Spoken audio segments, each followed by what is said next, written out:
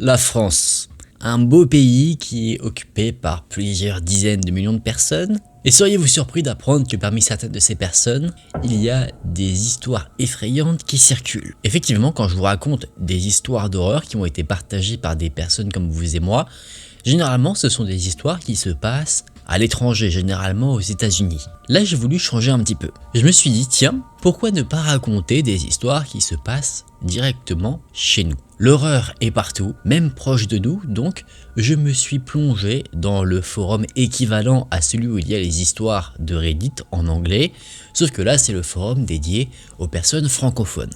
Donc ce sont des histoires qui ont été partagées par des Français, des Belges, des Suisses, des histoires qui ont été vécues dans les pays où on parle notre langue. J'espère que cette vidéo vous plaira, si c'est le cas n'hésitez pas à laisser un j'aime et à vous abonner à la chaîne. Vous pouvez également me suivre sur Instagram si le cœur vous en dit, m'envoyer votre histoire flippante à vous là-bas, si jamais vous voulez me la partager évidemment. Et si maintenant vous êtes bien installé, laissez-moi vous raconter notre première histoire. Commençons avec le témoignage de Nina.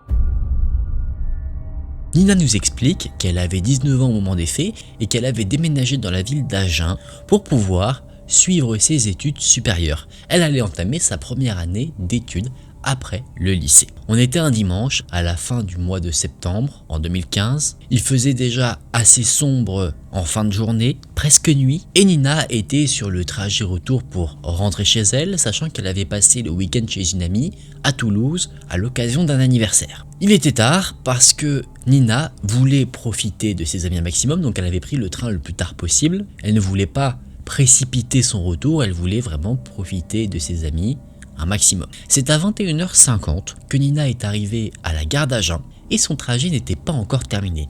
Elle devait encore marcher à peu près 30 minutes pour rentrer à son domicile. On le rappelle, ça ne fait pas très longtemps que Nina vit dans la ville d'Agen, donc elle n'est pas encore très familière avec les différentes rues de la ville. C'est d'ailleurs à ce moment-là une des premières fois qu'elle est amenée à marcher aussi tard dans la ville. Et bien que c'était une nouvelle expérience, Nina n'avait pas spécifiquement peur parce qu'il ne lui était jamais rien arrivé par le passé, donc elle était plutôt confiante, bien dans ses baskets pour rentrer chez elle à cette heure tardive. Elle est donc sortie de la gare et elle a aperçu un groupe d'hommes qui fumaient tranquillement en face de la gare. Nina n'y a pas prêté plus attention que ça, elle ne s'est pas posé de questions sur ce que ces hommes faisaient là, ça ne l'intéressait pas, donc ce qu'elle a fait, c'est qu'elle a mis son casque sur ses oreilles, elle a enclenché sa musique pour entamer sa marche jusqu'à chez elle. Le trajet n'était pas complexe du tout, il fallait qu'elle prenne une ligne droite, qu'elle tourne au niveau d'un parc et qu'elle reprenne une ligne droite, plutôt simple. Nina entame donc son trajet sur la première longue ligne droite, avec sa musique dans les oreilles. La rue était plutôt bien éclairée, mais plus elle avançait, plus la rue commençait à être de moins en moins rassurante parce que les lampadaires éclairaient beaucoup moins. Ça met légèrement mal à l'aise Nina, mais c'est pas quelque chose qui l'affole encore. Et c'est justement en observant l'horizon devant elle qu'elle entend des bruits de pas qui se situent derrière elle. Tranquillement, Nina a jeté un petit coup d'œil et elle a vu que la personne était un homme qui avait une capuche sur la tête. Cet homme avait un gros pull et Nina présume que cet individu rentrait lui aussi tout simplement à son domicile. On avance un peu, on est 15 minutes après cette première observation, l'homme est toujours derrière Nina et elle arrive dans la zone où l'éclairage est moins présent. Et là, Nina a un malaise, comme si son instinct lui criait de faire attention. Elle sent que quelque chose ne va pas. Elle essaye d'ignorer un petit peu ce que son instinct lui dit, ce petit sentiment de stress, en se disant à elle-même que tout va bien. Et donc, pour essayer justement de dissiper ce petit stress, elle décide d'augmenter le volume de sa musique. Nina continue sa marche et elle arrive au niveau du parc où elle doit prendre son fameux virage. Là, l'éclairage est quasiment inexistant. L'homme est toujours en train de marcher derrière elle. Et donc Nina, par précaution, décide d'accélérer sa marche, de presser un peu le pas. Là, deux possibilités s'offrent à elle. Soit elle traverse le parc directement, soit elle le contourne. Si elle passe par le parc, elle va mettre un peu moins de temps pour rentrer parce que c'est comme si elle prenait un raccourci, mais elle se retrouvera isolée. Si elle le contourne, à ce moment-là, le trajet va gagner un petit peu en longueur, mais elle sera proche des habitations où elle pourra crier à l'aide si jamais quelque chose se passe. Elle décide donc de faire le deuxième choix. Et là, l'homme, lui, décide de faire la première des possibilités. Nina continue de marcher en contournant le parc alors que l'homme, lui, le traverse. Donc, il gagne en distance vis-à-vis de Nina. Il va se retrouver logiquement devant elle. Mais ce qu'il faut savoir, c'est que quand on est à l'extérieur du parc, on peut voir un petit peu au travers des buissons ce qu'il y a à l'intérieur. Et elle remarque que l'homme regarde constamment dans la direction de Nina, comme si il la surveillait, comme si il cherchait à faire attention à ne pas la perdre de vue. Nina comprend cette fois-ci avec certitude que quelque chose ne va pas. Elle décide de presser le pas, elle veut distancer l'homme. Son objectif est simple, faire en sorte que l'homme ne l'intercepte pas quand il sortira du parc. La situation pour Nina est très oppressante, elle a peur, elle marche aussi vite que possible, elle ne veut pas se mettre à courir parce qu'elle a peur que l'homme se mette à sa poursuite, elle ne veut pas montrer qu'elle est effrayée par la situation qu'elle est en train de vivre et que cet homme, de par cette peur, gagne en quelque sorte une emprise sur elle. La pression étant tellement forte, Nina commence à pleurer, elle essaie de pleurer silencieusement, elle ne veut vraiment pas montrer à l'homme qu'elle est totalement apeurée. En plus, elle est dans un endroit encore moins rassurant qu'avant, car là, il n'y a vraiment plus aucune lumière qui éclaire la route. Pas de lumière des lampadaires, pas de lumière qui viennent des maisons autour, pas de voitures qui passent. Elle était totalement livrée à elle-même. En plus, elle se rend compte que l'homme continue sur le même trajet après être sorti du parc. Donc, si elle se rend directement chez elle, l'homme saura où elle vit. Il n'y avait pas de carrefour pour essayer de le distancer, de lui faire prendre un autre chemin en faisant des détours et lui faire perdre de vue le trajet qui est emprunté. L'homme gagne petit à petit du terrain sur Nina, il ne la rattrape pas encore.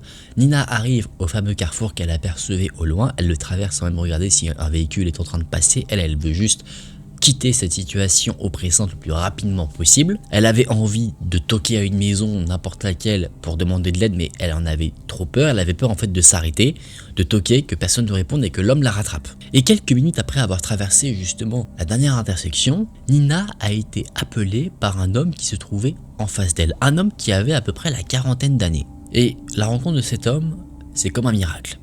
D'abord, Nina a peur. Elle pense qu'elle a affaire à quelqu'un d'autre qui voudrait lui faire du mal. Sauf que cet homme rattrape Nina, il lui demande d'enlever son casque et il lui dit « Mademoiselle, je vous ai croisé avec ma femme et mon fils plus bas.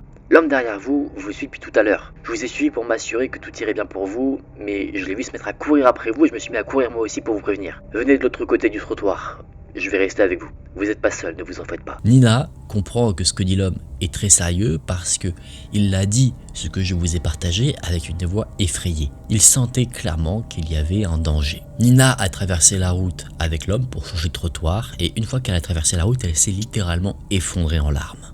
Toute la pression redescendait. L'homme a essayé de rassurer Nina, elle tremblait et alors que l'homme et Nina étaient ensemble, ils ont aperçu l'autre homme, celui qui suivait depuis le début Nina, regarder la scène à l'arrêt et partir. Nina est restée sur le trottoir avec l'homme de 40 ans pendant une trentaine de minutes, le temps qu'elle puisse reprendre ses esprits, souffler un peu, évacuer toute la pression qu'elle avait accumulée. Et alors que Nina est accompagnée chez elle, l'homme de 40 ans qui est intervenu lui a dit que l'individu qui suivait Nina s'était mis à courir à toute vitesse quand Nina était entrée dans la zone où il n'y avait vraiment plus aucun éclairage. C'est là que lui s'est mis aussi à courir et qu'il a fait des grands gestes et qu'il a appelé Nina. Et à ce moment-là, l'homme s'est ralenti. Évidemment, Nina a pu être ramenée chez elle ensuite en toute sécurité. Évidemment, ce sont des événements qui ne l'ont pas laissé de marbre. Elle a eu beaucoup de mal à sortir seule le soir, les jours qui ont suivi. Nina a revu l'homme qui lui a sauvé la mise ce soir-là pour le remercier. Elle est allée sur son lieu de travail et lui a offert un bouquet de fleurs et des chocolats pour le remercier. On peut nous aussi que le remercier d'être intervenu pour que Nina soit bien, ne serait-ce juste que pour la rassurer. Quelles étaient les intentions de l'homme qui suivait Nina? Évidemment, au vu de la situation qu'on a ici, on ne peut qu'affirmer le fait que c'était des intentions malsaines. Voler son téléphone, est-ce que le mobile de cet homme aurait été le vol ou bien pire que ça, directement une agression? Ça, on ne le sait pas et vous serez, je suppose, d'accord avec moi. Je préfère ne pas le savoir, ne pas être sûr de ce qui se serait passé parce que ça ne s'est pas passé, plutôt que de lire dans les journaux du matin qu'une jeune fille a été agressée en pleine nuit. Dans cette seconde histoire, je vais vous partager le témoignage de Lisandre. Nous sommes en novembre 2021, à un moment où la meilleure amie de Lisandre avait 20 ans. En tout cas, elle venait de les avoir, donc pour fêter cet événement quand même important, elle a décidé de faire une soirée. Sauf que, elle vit dans un appartement avec sa mère qui n'est pas du tout adapté pour faire une soirée, donc elle a loué une maison dans la campagne, à peu près 40 minutes de la plus grande ville, la ville la plus proche. C'est cette fameuse meilleure amie qui a fait toutes les démarches seule. Alors qu'elle a réservé le logement, elle disait bien qu'elle avait 20 ans, mais elle n'a pas du tout précisé que c'était pour organiser une soirée d'anniversaire. Effectivement, les personnes qui mettent à disposition des logements peuvent être assez tatillons si on leur dit que c'est pour organiser une soirée, parce qu'ils pensent surtout quand ils ont affaire à des jeunes qu'ils vont tout casser, tout saccager, ce qui n'est pas forcément évidemment le cas. Mais généralement, je pense pas que les jeunes de 20 ans qui louent des logements se disent on loue un truc pour tout péter. Tout ça pour dire que la meilleure amie n'a pas dit qu'elle louait le logement pour faire sa soirée. Le jour J, le jour de récupérer les clés, la meilleure amie est en retard. Donc c'est Lisandre avec la mère de sa meilleure amie qui s'occupe de récupérer les clés du gîte. Déjà, en arrivant sur place, Lisandre se rend compte que la maison est super isolée. Très difficile d'accès, difficile à trouver. En plus, au moment de l'événement, il y avait un énorme brouillard, ce qui n'aidait en rien à la situation. Il y a rencontre avec le propriétaire, il remet les clés du logement, il fait une visite, la maison est super grande, il y a un étage, plusieurs chambres à l'étage et des chambres aussi au rez-de-chaussée. Lisandre, elle, installe ses affaires dans une chambre au rez-de-chaussée et Lisandre, ainsi que la mère de sa meilleure amie, le propriétaire, discutent un petit peu. Le propriétaire explique qu'il vivait dans la maison avant avec sa famille et qu'ils n'y vivent plus parce qu'ils ont emménagé dans une maison qui n'est pas très loin, mais qui est beaucoup plus neuve. La meilleure amie de Lisandre, elle, est censée arriver sous peu. Un de ses amis est censé la récupérer et l'emmener sur place directement, sauf qu'elle est super en retard. Lisandre essaye de la contacter, et c'est là qu'elle se rend compte, en prenant son téléphone, que dans la maison, et dans la zone en soi, le réseau est de très mauvaise qualité. C'est-à-dire que pour passer des appels, envoyer des messages, c'est très compliqué. Et oui, ça commence à un début de film d'horreur. Finalement, la meilleure amie de Lisandre arrive, et en arrivant, elle annonce une énorme déconvenue. Alors que Lisandre et la mère de sa meilleure amie étaient en train de tout préparer, la décoration, tout ce qu'il fallait pour faire une excellente soirée, la meilleure amie dit que, eh bien finalement, il y aura beaucoup moins de monde que prévu. Tout le monde a soit décommandé à la dernière minute, ce qui n'est absolument pas cool, soit ils ne répondent pas. Donc, Lisandre se retrouvera seule avec sa meilleure amie et avec la personne qui a accompagné cette meilleure amie. La mère de la meilleure amie, elle, s'en va, et donc, le petit groupe commence à commencer la soirée. Ils se disent que ce n'est pas parce que personne ne viendra qu'ils ne vont pas s'amuser, et ils ont bien raison. Ils commencent à mettre de la musique, à boire, manger, consommer quelques substances, et à un moment donné, Lisandre a super mal au crâne. Elle est en plus très fatiguée, ça c'est dû à des problèmes de santé qu'elle a, mais ce mal de crâne, lui, elle pense que ça vient de la consommation de substances. Donc elle décide d'ouvrir la fenêtre pour faire rentrer un peu d'air, peut-être que l'air frais la requinquera un petit peu. Le groupe ouvre donc une fenêtre qui se trouve dans la salle principale de la maison, la pièce à vivre, mais il décide de fermer un peu les volets quand même. La soirée continue un petit peu et vient le moment où tout le monde commence à avoir bien faim. Et il se trouve que la meilleure amie de Lisandre et la personne avec qui elle est venue ont remarqué qu'il y avait un KFC à peu près 20 minutes de route. Sauf que, impossible de se faire livrer parce qu'il n'y a aucun réseau là où se trouve le logement qui a été loué, donc il faut forcément y aller. Lisandre, elle, ne se sent pas de prendre la voiture, elle est toujours pas très bien, donc elle décide de laisser les autres prendre la voiture pour aller justement récupérer leur KFC, et elle va se reposer un peu en attendant. Avant de se reposer, elle décide de se démaquiller, de se mettre à l'aise, elle met des habits chill, etc. Et alors qu'elle ouvre sa valise pour justement faire ce qu'elle a prévu, elle se rend compte qu'elle a oublié son démaquillant. Donc elle se met en jogging, elle décide d'aller emprunter le démaquillant de sa meilleure amie qui a laissé elle ses affaires dans une chambre à l'étage.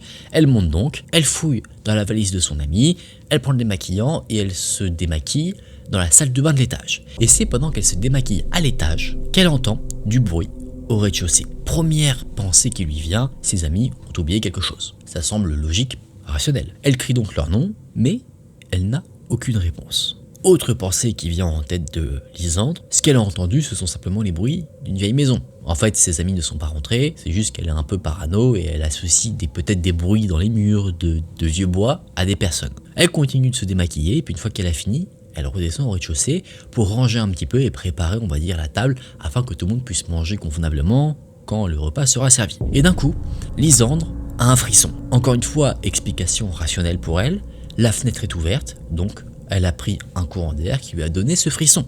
Elle va donc à la fenêtre pour la fermer. Et c'est en se rapprochant de la fenêtre que là, Lisandre remarque quelque chose qui la met mal à l'aise. Quand le groupe avait ouvert les fenêtres et fermé les volets, les volets n'étaient pas fermés à 100%, en fait ils étaient un peu entr'ouverts mais bloqués avec un crochet. Et là Lisandre, en se rapprochant de la fenêtre, constate que le crochet a été enlevé. Lisandre essaie de se rassurer, elle se dit calme-toi, tu deviens parano, t'es fatigué, peut-être que t'as des petites hallucinations à cause des substances que t'as consommées.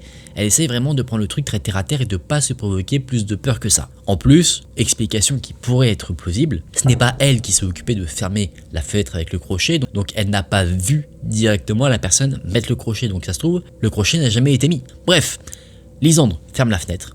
Elle retourne à ses occupations, c'est-à-dire ranger un peu. Mais alors qu'elle a toujours trouvé des explications plutôt rationnelles à ce qui la mettait mal à l'aise, elle a toujours ce stress à l'intérieur d'elle qui lui dit que quelque chose ne va pas. Elle décide donc de prendre une décision. Cette décision, c'est de envoyer un message à son ami pour lui dire de se dépêcher et de faire toutes les pièces de la maison pour voir s'il y a quelque chose ou pas. Parce qu'elle ne pourra jamais être tranquille si jamais elle ne le fait pas. Elle envoie donc un message à son ami, elle se dirige ensuite tranquillement en sifflotant dans la cuisine pour prendre un couteau au cas où, et quand elle repasse devant son téléphone, elle se rend compte que le message qu'elle a envoyé à son ami n'est pas parti. Enfin, il a été envoyé, mais avec le problème de réseau, il est comme non délivré. Elle tente de passer par un réseau internet, pas le réseau cellulaire, donc elle tente Snapchat, Insta, ça ne marche pas, elle se dit sur un malentendu ça peut passer, et une idée lui vient en tête. Cette idée, c'est de ne pas faire le tour des pièces de la maison tranquillement, avec son couteau pour voir si quelque chose ne va pas, c'est de faire comme si elle visitait la maison et qu'elle le montrait à des amis au travers d'une application. C'est-à-dire faire comme si elle filmait sur Snapchat. Comme ça, s'il y a quelqu'un, ça ne paraîtra pas suspect qu'elle soit là en train de filmer. Bon, elle fait toutes les pièces. Après, elle cherche pas derrière les rideaux, elle regarde pas sous le lit, elle regarde juste dans les pièces. Rien du tout. Elle retourne donc dans la cuisine, poser le couteau qu'elle avait pris, et maintenant qu'elle est un peu plus rassurée, elle décide d'aller se reposer. Elle va donc dans la chambre au rez-de-chaussée, et là, elle se rend compte que toutes ses affaires sont en bazar. Rien d'anormal, Lisandre explique qu'elle est un peu bordélique, donc jusque-là, pas d'inquiétude, elle prend ses affaires, elle les met sur un fauteuil qu'il y avait dans la chambre, elle voit son déo, elle en met un petit peu, et elle le pose sur le sol à côté du lit. Elle éteint la lumière, elle s'éclaire à l'aide de son téléphone, et elle le range dans sa poche une fois qu'elle est allongée dans le lit. Lisandre est épuisée, donc elle ferme les yeux, elle essaye de trouver le sommeil, elle a une respiration plutôt calme, plutôt apaisée, et alors qu'elle cherche à trouver le sommeil, elle entend des bruits qui viennent de sous son lit. Comme si quelqu'un tapait, mais pas très fort, juste pour voir si Lisandre réagit. Lisandre a évidemment entendu le bruit, mais ça n'a pas eu la réaction qui était attendue. Elle n'a pas réagi en regardant ce qu'il y avait sous le lit ou quoi que ce soit, ça l'a automatiquement tétanisée. Donc elle ne bougeait pas, elle avait extrêmement peur d'un coup, et maintenant Lisandre vit l'horreur. Elle entend un bruit de frottement sur le sol. Elle comprend que la personne qui est cachée sous le lit sort de sa cachette et se lève. La personne s'est levée de l'autre côté de là où était Lisandre, donc elle était tournée dos à l'homme. Et c'est là qu'elle a senti le matelas s'affaisser un petit peu derrière elle, elle a compris que l'homme allait dans le lit où elle se trouvait et il a commencé à se rapprocher d'elle, tellement près qu'elle sentait son souffle sur sa nuque. Lisandre se dit que ça y est, le pire va arriver, l'homme va lui faire du mal. Mais elle ne sait pas pourquoi, son esprit était terrifié mais son corps a comme réagi de lui-même. Elle voulu hurler mais elle ne pouvait rien faire, mais son corps lui saisit le déodorant qui était sur le sol et d'un coup elle a aspergé l'homme qui se trouvait derrière elle avec son déodorant. L'homme d'un coup s'est mis à hurler. Il s'est reculé rapidement, Lisandre a continué de l'asperger de déodorant et après Lisandre s'est précipitée hors du lit pour courir dans la salle de bain et s'enfermer à clé. L'homme l'a suivi, il frappait sur la porte de la salle de bain, à tout moment elle pouvait se briser sachant qu'il n'y avait qu'un petit loquet pour la verrouiller. Et Lisandre explique bien que tout ce qu'elle a fait, elle ne l'explique pas. En fait, c'est comme si son corps agissait de lui-même. Elle ne pensait à rien, elle ne s'est pas dit faut que je fasse ça, faut que je fasse ça, faut que je fasse ça. C'était tout automatique. Elle a ouvert la petite fenêtre de la salle de bain, elle s'est précipitée, elle a commencé à partir, à se planquer dans les vignes. L'homme la suit parce qu'il a réussi à défoncer la porte de la salle de bain. Lisandre avait réussi à mettre un peu de distance, donc elle courait, mais elle avait des pensées très rationnelles alors qu'elle était en train de fuir. Elle se disait qu'elle ne pouvait pas courir pendant une éternité, donc elle a décidé de se cacher pour se mettre en sécurité. Elle avait toujours son téléphone avec elle, mais elle n'a pas pensé à le prendre. Peut-être qu'elle s'est dit que, n'ayant pas de réseau, ça ne servait pas à grand chose. Finalement, Lisandre trouve une cachette, une sorte de bac de compost, elle se cache dedans, elle prend son téléphone là pour mettre la luminosité au minimum, le mettre en silencieux, et c'est là qu'elle se rend compte qu'elle a 2 barres de réseau, donc plus de réseau que ce qu'elle n'avait dans la maison. Elle entend l'homme qui l'a poursuivi arriver vers son niveau, il ne sait pas qu'elle est cachée dans le bac de compost, et là Lisandre se dit que si elle appelle les secours, elle va devoir parler, donc l'homme va l'entendre. Donc elle ne sait pas vraiment comment faire, et une idée lui vient en tête, d'appeler un numéro spécial, le 114, selon ce qu'elle dit, qui est pour les sourds et les muets. Lisandre donne toutes les informations par message, son nom, le nom de l'endroit où elle se trouve, la taille du gars qui la poursuit, ce qu'il porte, les événements qui se sont passés jusqu'à présent. Elle a quelqu'un en direct qui répond tout de suite au message, l'opérateur lui demande si elle est cachée, elle répond que oui, et finalement l'opérateur indique que les secours sont en chemin. Alors qu'elle est en train d'écrire, elle entend les bruits de pas de l'homme qui la poursuivait se rapprocher d'elle. Là, elle décide d'éteindre son téléphone et de ne plus faire le moindre bruit. Et c'est là qu'elle entend un son au loin qui est clairement le son de la délivrance. Elle entend des sirènes de police, et dès qu'elle entend même légèrement le son de ces sirènes, l'homme, lui, se met à hurler de toutes ses forces. Elle ne sait pas ce qui s'est passé, mais elle a entendu beaucoup de bruit. Elle est restée silencieuse, elle a entendu des sommations, des cris, des pas qui se rapprochaient d'elle, et elle a même entendu son nom. Elle pourrait sortir, mais son corps refuse. C'est quand un policier ouvre le fameux bac de compost que là, finalement, elle est rassurée. Elle sort, elle est très stoïque, pas de pleurs, pas de cris, pas de joie, rien du tout. C'est seulement quand sa meilleure amie est venue que là, Lisandre s'est totalement écroulée. Lisandre a été emmenée à l'hôpital parce qu'elle s'était un peu blessée, elle était aussi sous le choc. Elle a donné son témoignage à la police et c'est à l'hôpital que la police lui a raconté du coup ce qui s'était passé. L'homme qui s'est introduit dans la maison surveillait les lieux depuis un moment. Il a vu les amis de Lisandre partir et donc c'est là qu'il a saisi sa chance pour s'infiltrer dans la maison. Il est entré via la fenêtre du salon, celle que Lisandre avait vue comme déverrouillée. Il allait dans la chambre de Lisandre. Il a volé ses sous-vêtements qu'elle avait prévus, les vêtements de rechange pour le lendemain, et il s'est tripoté dessus. Après cela, il s'est caché sous le lit. La personne a été arrêtée, donc elle a confessé que son but était d'abuser de Lisandre, mais étant tellement en colère contre elle quand elle lui a lancé du déo dans les yeux, là, il voulait en finir avec elle. Mais ce n'est pas tout. Cet individu n'était pas n'importe qui. Il se trouve que c'était en fait le fils du propriétaire de la personne qui louait la maison à la meilleure amie de Lisandre. Il connaissait très bien les lieux parce qu'il y avait vécu et il savait qu'il y avait des jeunes filles qui devaient y passer la nuit ce soir-là. C'est un homme qui n'en était pas à son coup d'essai, un homme qui avait déjà été condamné pour ce type d'agression, en plus sur des personnes qui étaient mineures.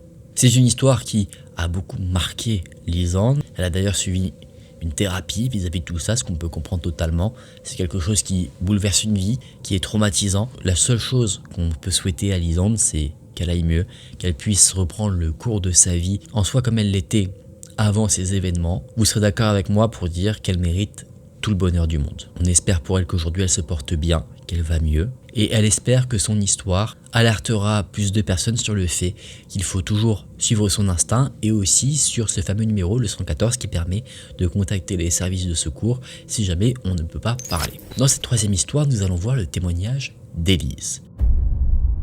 Élise nous dit qu'elle a 28 ans et qu'elle vit en Belgique. Au moment des faits de l'histoire qu'elle raconte, elle a 18 ans. Elle a été invitée par une amie à une soirée, mais Élise n'avait pas vraiment envie d'y aller. Elle connaissait personne à part son amie, en plus c'était à une certaine distance de chez elle, donc il n'y avait aucun élément qui lui donnait plus envie que ça. Bon, finalement elle se dit, pourquoi pas, c'est l'occasion de faire de nouvelles rencontres, donc elle va à la fameuse soirée. Finalement la soirée se passe plutôt bien, tout le monde s'amuse, Élise, elle, ne boit pas parce qu'elle doit reprendre la route après, très bon comportement d'ailleurs, mais son amie, celle qui l'a invitée à la soirée, elle, est complètement torchée.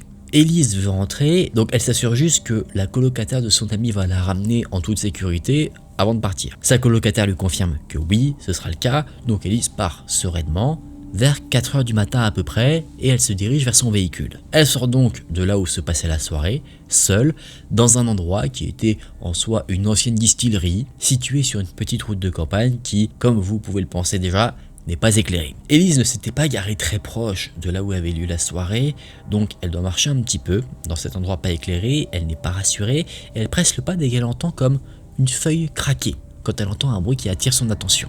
Elle arrive finalement à sa voiture, qui est une vieille voiture, donc elle doit ouvrir la portière avec la clé. Il n'y a pas de bouton sur la clé pour déverrouiller directement les portières. et elle s'aperçoit qu'en fait sa voiture n'est pas fermée, alors qu'elle était persuadée de l'avoir verrouillée avant d'entamer la soirée. Elle est plutôt contente de voir que personne ne lui a volé sa voiture, donc elle rentre dedans. Elle se tourne vers la droite pour mettre son sac au niveau du siège passager, et c'est là qu'elle voit du coin de son regard, entre le siège avant et les sièges arrière, des jambes. Elle se retourne et elle voit qu'en fait c'est une fille avec une mini-jupe qui est là. Elle est couchée, tranquillement, paniquée. Élise a le réflexe de lui hurler dessus. La jeune fille se réveille et elle lui dit en fait qu'elle s'excuse platement. Elle était allée à la soirée où Élise était allée, mais qu'elle avait beaucoup bu, elle a raté son dernier train et du coup, eh bien pour ne pas attendre toute seule dehors, elle est rentrée dans la voiture. Voiture qu'elle a trouvée ouverte. Bon, finalement, au vu de la situation, Élise s'en va un peu lui avoir crié dessus. Elle se dit, bon, c'est une fille un peu en détresse, il y a plus de peur que de mal. Elle lui demande où elle vit et la jeune fille, du coup, lui dit qu'elle vit dans une ville qui est juste à côté de là où vit Élise. Donc Élise lui propose de la ramener chez elle, chose que la jeune fille accepte. La jeune fille va sur le siège passager et donc les deux jeunes filles se mettent en route. Voulant éviter un trajet plutôt malaisant avec que des blancs, Élise fait un peu la conversation, mais en parlant avec la jeune fille qu'elle prend donc un peu comme un taxi, la jeune fille qu'elle ramène, elle se rend compte que ce que raconte cette fameuse jeune fille est très bizarre, elle se contredit. C'est comme si en fait elle cherchait à raconter quelque chose de faux et de le faire passer pour vrai, donc qu'elle mentait. Le trajet continue et Élise est toujours sur une route de campagne mais qui cette fois-ci est plus éclairée. Et c'est là qu'elle va remarquer quelque chose qui va attirer son attention. Elle remarque que les jambes de la jeune fille sont très poilues et ses bras aussi. C'est quelque chose qui attire son attention, donc elle regarde, maintenant qu'il y a de la lumière un peu extérieure, le visage de la jeune fille et elle se rend compte de quelque chose qui la terrifie. Ce qui la terrifie, c'est que cette jeune fille n'en est pas une. En fait, c'est un homme déguisé en jeune fille. Ce qui choque Élise, c'est pas forcément le fait que ce soit un homme qui s'habille comme une femme. Ce qui la choque, c'est que elle n'a pas vu cette personne à la soirée. Donc, qu'est-ce que cette personne fait là au milieu de la campagne? Elle se sent pas en sécurité. Donc, ce qu'elle décide de faire, c'est de provoquer un petit accident, rien de dangereux pour pouvoir appeler les services de secours. C'est ce qu'elle fait. La voiture est légèrement endommagée. Elle sort du véhicule et dit « Ok, je vais appeler la police pour qu'ils viennent justement nous aider. » Et la personne, donc l'homme qui était déguisé en femme, dit « T'inquiète pas besoin d'appeler la police, je vais appeler quelqu'un que je connais, il va nous réparer tout ça. » Sauf que Élise ne l'écoute pas, évidemment, son objectif premier est d'appeler la police, donc c'est ce qu'elle fait, et fort heureusement pour elle, la police répond directement. Et dès que l'homme comprend que Élise est au téléphone avec la police, il sort de la voiture et il s'enfuit directement. Il trace dans la nature. Élise se retrouve donc seule, au milieu de nulle part, avec une voiture qui ne roule plus trop, et l'opératrice dit que la police est en chemin et qu'ils vont arriver sous peu. Élise avait eu beaucoup de pression, donc elle pleure. 5 bonnes minutes après tout ça, la police arrive. Là, elle est un peu plus rassurée, et alors que Élise raconte tout à un des agents de police, un autre des agents, lui, fait un peu le tour du véhicule. Et c'est en ouvrant le coffre que là, le visage d'Élise va se décomposer. Il y avait dans son coffre une pelle et une bâche. Et elle est catégorique là-dessus, ce n'est pas elle qui a mis ça ici. Elle se dit donc qu'elle a eu affaire à quelqu'un qui aurait pu l'attaquer, l'enterrer morte ou vivante au milieu de nulle part. La police finalement a accompagné Élise chez elle, ils l'ont rassurée, ils lui ont aussi dit qu'elle avait eu probablement énormément de chance. Elle n'a jamais su qui était cet homme, elle n'en a jamais entendu parler de nouveau, mais elle pense que ce soir-là, elle a échappé à la mort. Elle se pose plein de questions, elle se dit est-ce que cet homme l'avait suivie, est-ce qu'il la connaissait, est-ce que il avait des informations sur elle, est-ce qu'il a fait exprès de donner une ville qui se trouvait pas loin de là où elle habitait pour justement qu'elle se propose de le ramener. Où est-ce qu'il est allé quand il s'est enfui? Ça, elle n'en sait rien. Et c'est encore quelque chose qui aujourd'hui hante ses pensées. Une histoire terrifiante. On est heureux que Élise n'ait rien eu. Quelles étaient les intentions de l'homme?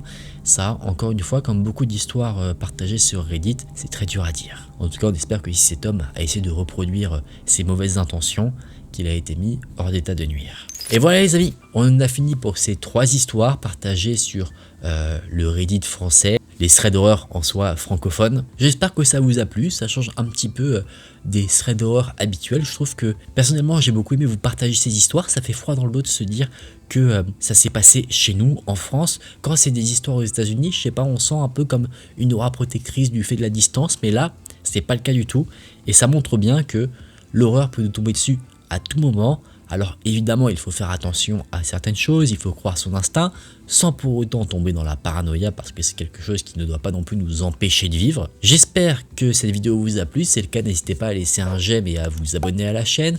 Je vous laisse de nouveau mon Instagram juste ici si vous souhaitez m'envoyer votre histoire, ce qui vous est arrivé à vous, des histoires comme j'ai partagé là, du paranormal, des choses que vous n'expliquez pas, c'est avec plaisir que je vous lirai et que je repartagerai ces histoires sur une vidéo Thread Horror abonné. Merci d'avoir regardé la vidéo jusqu'à la fin, c'était un plaisir pour moi. Nous on se dit à très vite dans une prochaine vidéo, prenez soin de vous, c'était Aken, salut!